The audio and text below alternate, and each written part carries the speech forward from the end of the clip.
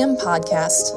Join the conversation with global innovators as they share their journeys, discuss the state of the industry, and share insight into the future of media for brands, agencies, and production companies.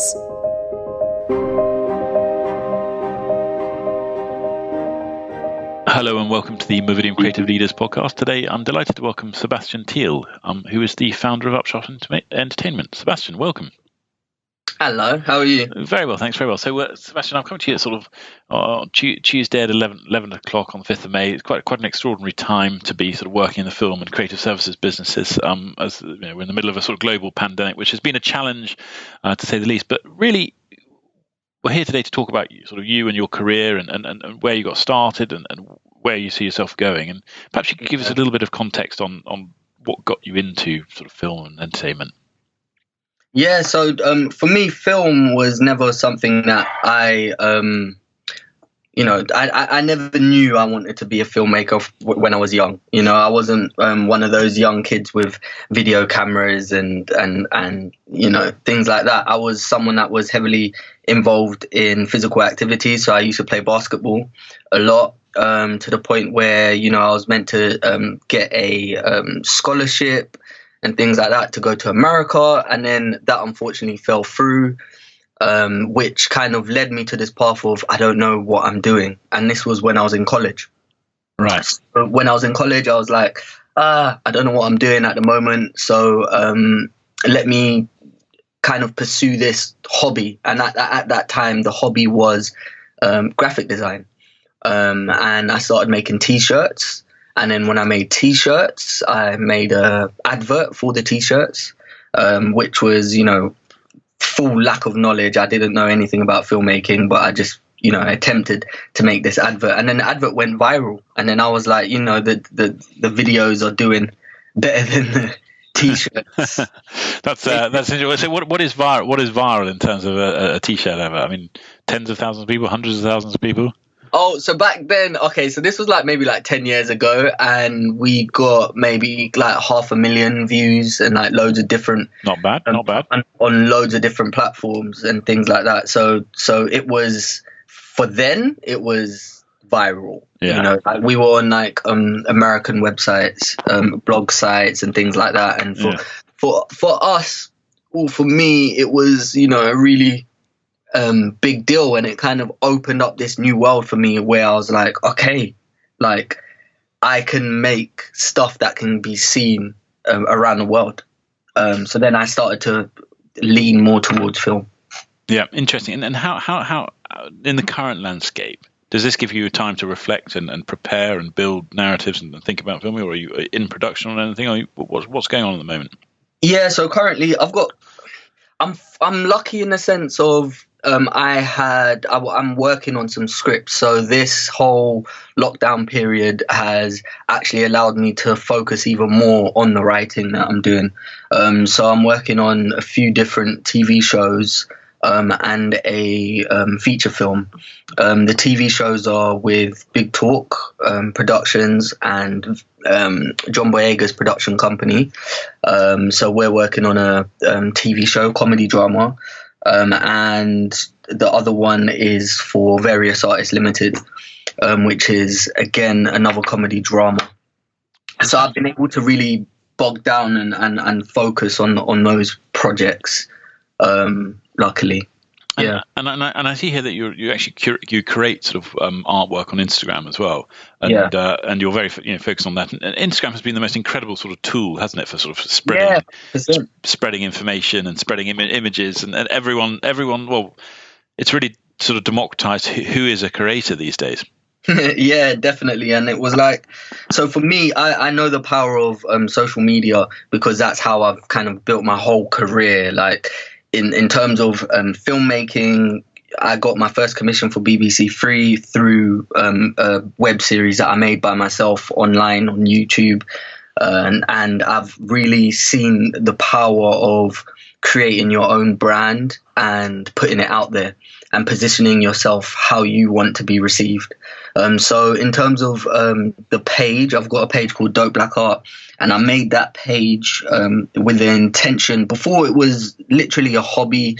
It was more because it was hard for me to find artwork that had black faces within the artwork. It was hard for me to find black people as artwork. Whenever I write man, it came up with a white man. So it was like, okay, cool. So let me see if I can collect these different art pieces and just give a platform for people to be able to see people that look like them as well.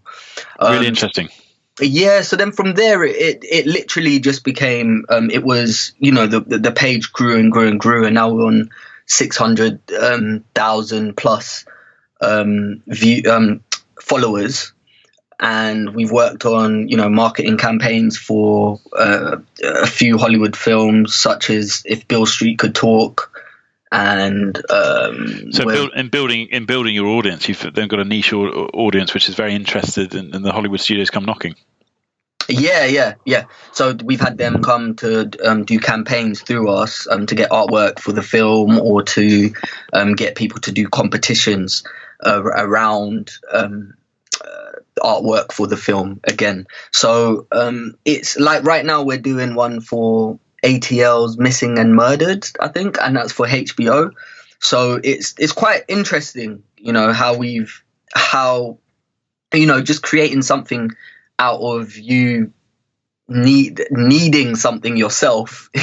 And then others have that need as well. I mean, I think that's the famous sort of innovator's story, isn't it? I mean, you find an itch and you scratch it, and you find that others kind of join onto that story and get into it as well. And you basically, I suppose it's the tools and the distribution of those tools that bring that narrative to life. Yeah, 100%. And I think even for me, that model is what I've followed throughout. I just kind of do what I like to do and what I feel I want to see in the world, and produce it. Even from the films or series that I've made, from Upshot itself, as a production company, it was, we never had, how can I say, short films that were, again, with ourselves in them. So it was like, okay, cool, I can make it. And it wasn't from a place of feeling like we're left out or anything like that. It was just, for me, the logic is it's not made, so I'll make it. Whereas, a lot of the times it comes in like a lot of people have a negative weight towards it, but I just get on with it. Feel the voice. Yeah, it's very interesting, isn't it? I mean, I think have you found some challenges in getting TV productions sort of commissioned or scripts up to the mark where people can suddenly sort of green lighting them, or did that come relatively easy for you off the back of some early successes, perhaps on your viral TV content? I have had some challenges, and I have had some things have also worked out in really interesting ways, such as the first show that I'd done called Just the Couple. That was picked up through what I'd done. I made a web series with my sister and a good friend, Frida Till and Michael Salami, and it was literally just a comedy sketch about a couple, and I'd done it like that because I wanted to practice my writing. I couldn't rely on anybody anymore to turn up or write scripts. So I just kind of took it to myself to learn how to write. So when I did that show, it got picked up by Big Talk, and then when Big Talk picked it up, it got rejected a couple of times from broadcasters, but then it got picked up by BBC, and through that I've kind of used that show and that the awareness that I've got from that to kind of leverage other relationships and other shows. So throughout I still get challenges here and there, but for me, I always do what I believe in, and I always I keep things moving. So I find a way to, I don't work on one project at a time. I work on multiple projects. Yeah, that's a really interesting point you touched on there, because otherwise you can sort of overinvest in one project, and for whatever reason it doesn't see the light of day, and you're stuck down that cul-de-sac. Yeah, definitely, and that happened recently, where one of these projects that I put my heart in, it never went to a full commission, down to some issues with the broadcaster. Like there's a lot of stuff happening because Netflix is really shaking things up. So it's making broadcasters a bit, operate a bit differently or pick things in a different fashion. So for me, it was really, again, because I'm working on, 3 TV shows and a film. Yeah. One never worked out, so now I've got 2 TV shows and a film. So it's just, just trying to keep things moving. And now you've got the sort of initial BBC projects under your belt. Do you find that you've got the relationships in the sort of more on the commissioners level or through the production companies, and these guys come to you for your production company, or do you have to go through other production companies still? So mine is through relationships that I've built up, and it's through my agent. For the most part, with Big Talk, I've got 2 projects with Big Talk Productions. So they're the first production company that kind of how can I say? Yeah, they identified me definitely, and have helped me a lot through the process. And then another production company, Various Artists Limited, I got that relationship through Channel 4. So sometimes you can go to channels with ideas, and then they could suggest people you can partner up with. So for the most part, it's a mixture of agent, my own relationships, and other people kind of making the connections. It's interesting, isn't it? Because that's a bit of the traditional and a bit of the new there. Because so the first bit out onto YouTube and then back into the more traditional. I mean, and of course, Netflix is the avant-garde of the new, isn't it? I mean, so how do you think that landscape is evolving for sort of for talent coming up with concepts and writing scripts? I think.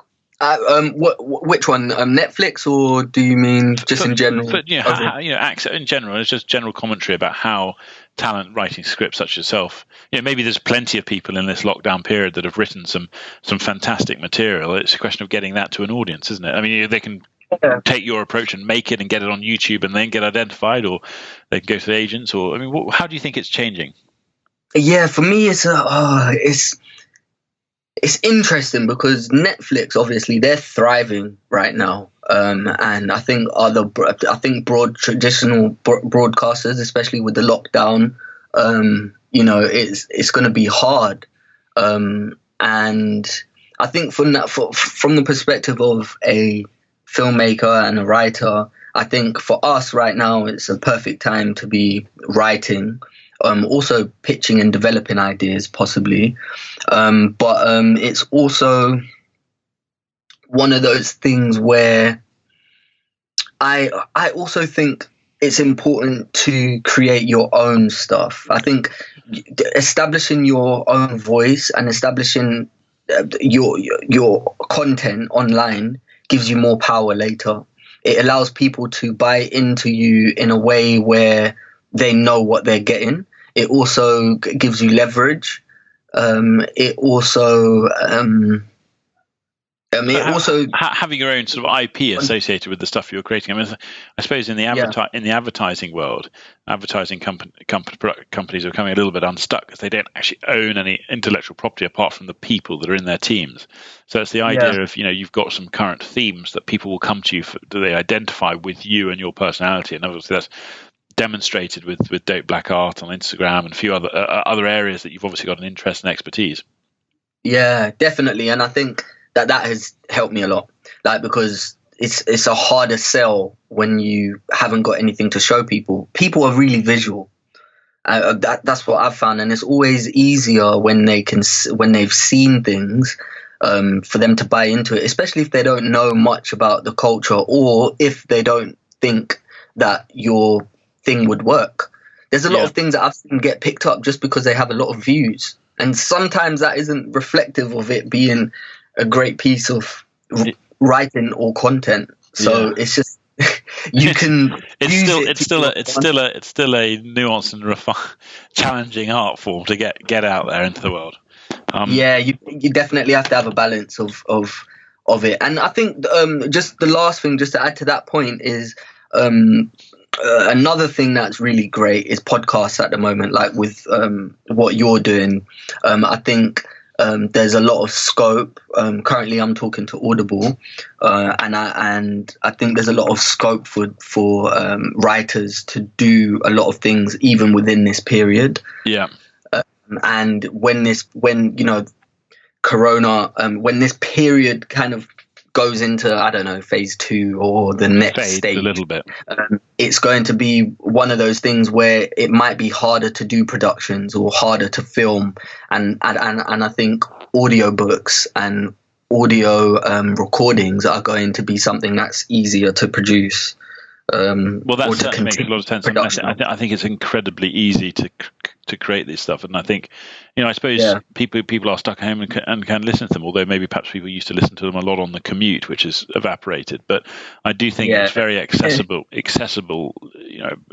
Even from being children through to adults. People love stories and storybooks, and everyone knows what that feeling of a long car journey is like, and if you can be learning at the same time as listening, it's very helpful. Yeah, that's the only annoying thing about this as well. I've listened to Audible less because I'm not commuting, so that's it. Yeah, difficult. I'm not able Sebastian, just one thing quickly. You mentioned at the beginning about just kind of getting going on your filmmaking and not having a sort of professional training or a film and television school background. I mean, what's your technical kind of wherewithal now? I mean, is it just developed over being on locations and working things, or have you set aside time to teach yourself, or do you just depend on very reliable people around taking your view as a director? It's a mixture. So in terms of, I'm the type of person that I can learn. I don't need to go to school to learn. Like I can study and learn at home myself, like through books or YouTube tutorials. So in the beginning, I learned how to edit through YouTube tutorials, and that's how I got editing jobs. I also learned through an apprenticeship with Jump Off TV, but all of that helped me learn editing skills, which then kind of, I think, knowing how to edit really helps you with knowing how to film and direct, because when you know how to edit, you know what you need. So in terms of directing, my first short film, which was called Illegal Activity, I had a friend who had a production company, and he was like, look, we want to do this, your idea, but we want you to just focus on directing for once. Back then I was doing everything because I didn't know what I wanted to do. I was editing, filming, I was doing everything. So that was the first time I learned how to direct, and I was paired up with a more experienced DP, and directing is what I wanted to do, because directing includes every area of filmmaking. Really, it's from casting to editing to being on set. Like it just includes everything that I like, from picking music and things. So that's how my path started to become more into directing. How it became into how I learned writing was out of people not being reliable. So I needed to learn how to write because I wanted to produce more content at a rapid pace. So through that, I just wrote a series which was based on couples and relationships. And then Big Talk, the next stage from that is Big Talk, the production company, helped me see what I needed to do to improve my writing. So then through that, I started to, also read books and just kind of fine tune things through. I think the two things is learning via books and YouTube tutorials, and also really experienced people. I think the two key things for me. Really fantastic. Well, look, Sebastian, I think there's a lot of little gems in there for our community that might well be learning from you on this podcast today. So I really appreciate the time. Thanks very much during this very challenging time. Feel free, for anyone listening to this, to reach out to us on the podcast and ask any questions. I'm sure we can create a very active conversation around it. But Sebastian Thiel, thanks very much indeed for your time. Nice one. Perfect. Thank you. You've been listening to the Movidiam podcast. Movidiam is a world-class network of production talent complemented by secure tools that blend hiring, communication, and payments. Find out more at movidiam.com.